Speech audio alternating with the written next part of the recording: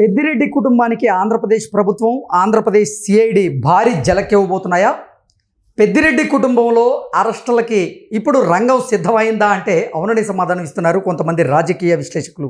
ఈ నేపథ్యంలోనే అసలు ఏ కేసుల్లో పెద్దిరెడ్డి కుటుంబంలో ఇప్పుడు అరెస్టులు జరగబోతున్నాయి అనేది మనం పూర్తి స్థాయిలో విశ్లేషణ చేసుకుందాం. ప్రస్తుతం మనతో పాటు ఉన్నారు ప్రముఖ రాజకీయ విశ్లేషకులు, ప్రముఖ సీనియర్ జర్నలిస్ట్ దుర్గా వడ్లమణి గారు. వారితో మాట్లాడదాం. దుర్గా, నమస్తే అండి. నమస్తే అండి. పెద్దిరెడ్డి కుటుంబంలో అరెస్టులకి రంగం సిద్ధమైందని, పెద్దిరెడ్డి కుటుంబానికి భారీ జలకిచ్చేందుకు ఆంధ్రప్రదేశ్ ప్రభుత్వం అలాగే సిఐడి రంగం సిద్ధం చేశాయన్నట్లుగా కొన్ని వార్తలు వస్తూ ఉన్నాయి. ఇంతకీ ఏ కేసుల్లో పెద్దిరెడ్డిని అరెస్ట్ చేసేటువంటి అవకాశం ఉందంటే ఏం చెప్తారు? పెద్దిరెడ్డి అంటే మీరు పెద్దిరెడ్డి రామచంద్రారెడ్డి అనుకుంటారేమో. కాదు, పెద్దిరెడ్డి మిథున్ రెడ్డి మీద కేసులు ఇప్పుడు నమోదయ్యాయి. ఏం కేసు? చాలా ముఖ్యమైన కేసు. మద్యం స్కామ్కి సంబంధించి ఈయన మీద కేసు నమోదైంది.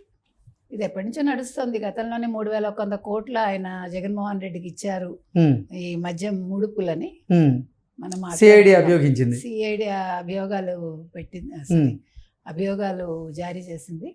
ఆ తర్వాత తాడేపల్లి ప్యాలెస్కి వెళ్ళే ఇచ్చాడు ఆయన జగన్మోహన్ రెడ్డి కానీ వచ్చింది.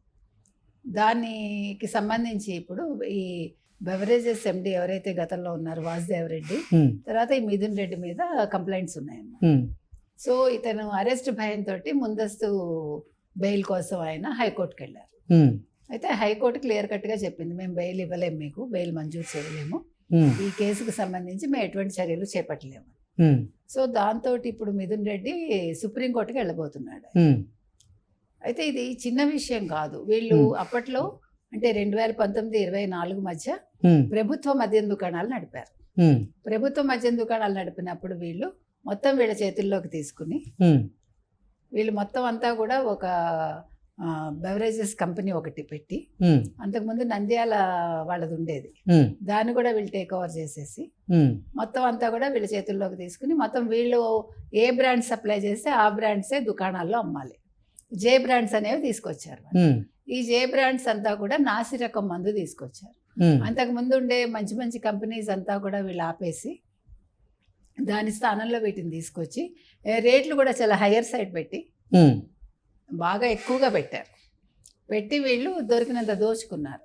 దానికి వాళ్ళు ఏం చెప్పారు, జగన్మోహన్ రెడ్డి అంటే మిగిలిన వాళ్ళు, మేము రేట్లు ఎక్కువ పెట్టడం వల్ల తాగటానికి ఎవరు ముందుకు రారు, దాని ప్రకారంగా మేము మద్యపాన నిషేధం చేస్తామన్నాం కాబట్టి విడతల వారీగా మద్యపాన నిషేధం చేసుకుంటూ వెళ్తాము. ఒకవేళ మేము మద్యపాన నిషేధం చెయ్యలేకపోతే 2024 ఎన్నికల్లో మీ ముందుకు వచ్చి మేము ఓటు అడగము అన్నారు. మాట తప్పను మడమ తిప్పను అన్న ఈ పెద్ద మనుషులందరూ కూడా మాట తప్పి మద్యపాన నిషేధం ఒక్కటి తప్ప మిగతా అన్ని అమలు చేశామని చెప్పుకుంటూ, అంటే అసలైన కీలకమైన దాన్ని పక్కకు పెట్టి, అంటే మొత్తం వచ్చిన ఆదాయం అంతా కూడా మద్యపానం మీదే వచ్చింది. ఆ తర్వాత అసలు మద్యపానం అనేది ఆడవాళ్ళకి సంబంధించింది. అంటే ఆడవాళ్ళకి ఏ రకంగా సంబంధించిందని మీరు అడగచ్చు. కుటుంబాలు ఛిద్రం అవ్వడానికి కారణం మద్యపానం. అంటే భర్తల వల్ల నష్టపోయేది ఆడవాళ్ళు, నష్టపోయింది ఆడవాళ్ళు. దానివల్ల పిల్లల చదువులు ఆగిపోతాయి. పిల్లలకి ఏ రకంగానూ వీళ్ళు ఇంట్లో ఎటువంటి వాళ్ళకి చేయాల్సిన ఏవి కూడా చెయ్యలేక కుటుంబాలు ఛిద్రం అయిపోయాయి. ప్లస్ చాలా మంది మగవాళ్ళు రకరకాల వ్యాధులతోటి చనిపోవటం జరిగింది. లివర్ సంబంధిత వ్యాధి కావచ్చు, గుండె సంబంధిత కావచ్చు, ఊపిరితిత్తులు కావచ్చు. అంటే ఈ నాసిరకం మద్యం తాగటం వల్ల ఆ రకంగా వాళ్ళకి హెల్త్ ఇష్యూస్ వచ్చాయి. ఎంతో మంది ఆడవాళ్ళు విడోలు అయిపోయారు. సో ఇవన్నీ కూడా ఈ 5 ఏళ్ల కాలంలో ఎక్కువగా జరిగాయి. అంటే వీళ్ళు ఏ పర్పస్ తోటి అయితే వీళ్ళు వచ్చారో, అంటే ప్రజల ముందుకు వెళ్ళి వీళ్ళు ఓట్లు వేయించుకుని గెలిపించుకుని వీళ్ళు చేశాక ఆ విషయాన్ని వదిలేసి 1,00,000 కోట్ల మద్యం కుంభకోణం చేసి వాళ్ళు దాన్ని పంచుకుని ఈ రోజు మిథున్ రెడ్డి అనేవాడు రెడ్ హ్యాండెడ్గా ఆల్మోస్ట్ దొరికినట్టే. అంటే పెద్దిరెడ్డి కుటుంబాన్ని ఈ అరెస్టుల భయం వెంటాడుతోందా? అందులో భాగంగానే పెద్దిరెడ్డి కుటుంబం ఇప్పుడు ముందస్తు బెయిల్ కోసం హైకోర్టును ఆశ్రయిస్తోందా? ఇప్పుడు మద్యం కుంభకోణంలో పెద్దిరెడ్డి మిథున్ రెడ్డి ముందస్తు బెయిల్ కోసం హైకోర్టును ఆశ్రయించారు.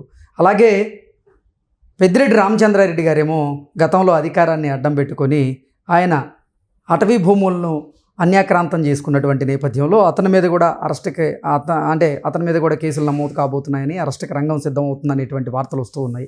ఏంటి నిజంగా పెద్దిరెడ్డి కుటుంబాన్ని ఇప్పుడు అరెస్టుల భయం వెంటాడుతోందా అంటే ఏం చెప్తారు?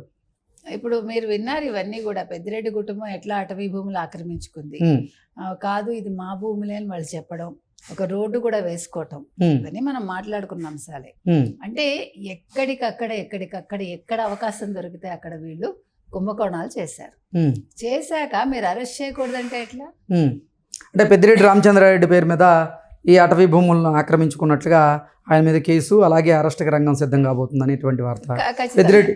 పెద్దిరెడ్డి మిథున్ రెడ్డి ఏమో మద్యం కుంభకోణంలో ఆయన అరెస్ట్ అవుతారని భయపడుతున్నారు, అందుకే ఆయన హైకోర్టు మెట్లెక్కారు, హైకోర్టుని ముందస్తు బెయిల్ కోసం కోరారు, కానీ హైకోర్టు మాత్రం తిరస్కరించింది అన్నట్లుగా మరో వార్త. సో ఏంటి అసలు పెద్దిరెడ్డి కుటుంబాన్ని నిజంగా ఈ అరెస్ట్ల భయం వణికిస్తోందా అంటే ఏం చెప్తారు? ఖచ్చితంగా ఇవాళ జగన్మోహన్ రెడ్డి వెంటాడట్లేదండి. ఉమ్, ఇప్పుడు సిబిఐని, ఈడీని ఇవాళ సుప్రీంకోర్టు చెప్పింది కదా, కేసులు త్వరితగతిని ముగించండి అని. ఉమ్, సో వీళ్ళని వెంటాడడం ఏంటి? మీరు తప్పు చేసినప్పుడు వెంటాడడం ఏముంది ఉమ్. కదా.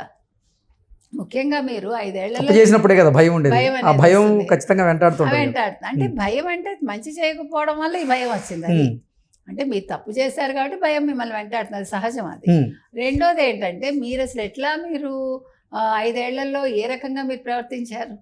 ఒక కుప్పం అనే ఒక నియోజకవర్గానికి, చంద్రబాబు నాయుడుకి తెలుగుదేశానికి సంబంధించిన ఒక నియోజకవర్గంలోకి చంద్రబాబు నాయుడిని మీరు వెళ్లకుండా చేశారు కదా.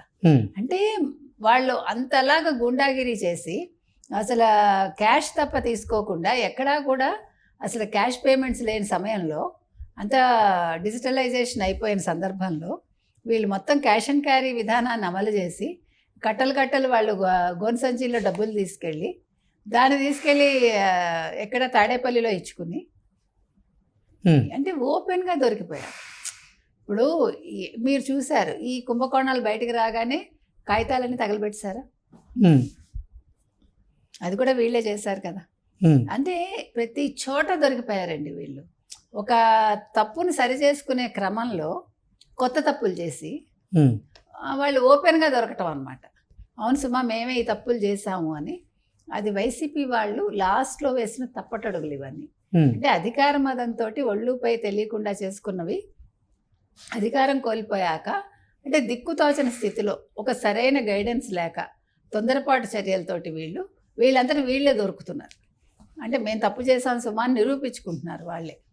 సో మొత్తం మీద పెద్దిరెడ్డి మిథున్ రెడ్డి అనే అతను ఇవాళ కోర్టు మెట్లు ఎక్కాడు, కోర్టు తిరస్కరించింది, సుప్రీంకోర్టు మెట్లు ఎక్కబోతున్నాడు. ఏమవుతుందో చూద్దాం. మరి ఇప్పుడు ఇంకా విశ్వావసు నామ సంవత్సరంలో వైసీపీ వాళ్ళకి అన్నీ కూడా అరెస్ట్లే నడుస్తాయి. ఇప్పటికే అరెస్టుల భయంతో కొంతమంది వైసీపీ నేతలు అయితే ఉక్కిరిబిక్కిరవుతూ ఉన్నారు. అరెస్టులు భయం వాళ్ళని వెంటాడుతూ ఉంది.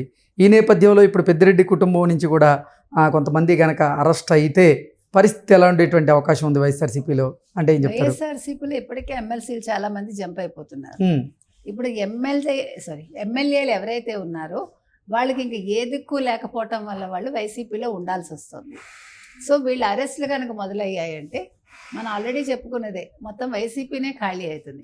ఎందుకంటే ఇప్పుడు జగన్మోహన్ రెడ్డి మీదే కేసులు తిరగదోడి ఇప్పుడు అతను అరెస్ట్ చేశారనుకోండి, మొత్తం అందరూ అరెస్ట్ అయిపోతే పార్టీ ఎవరి చేతుల్లో ఉంటుంది? అప్పుడు పార్టీకి ఇంకా దిక్కు లేదు కదా.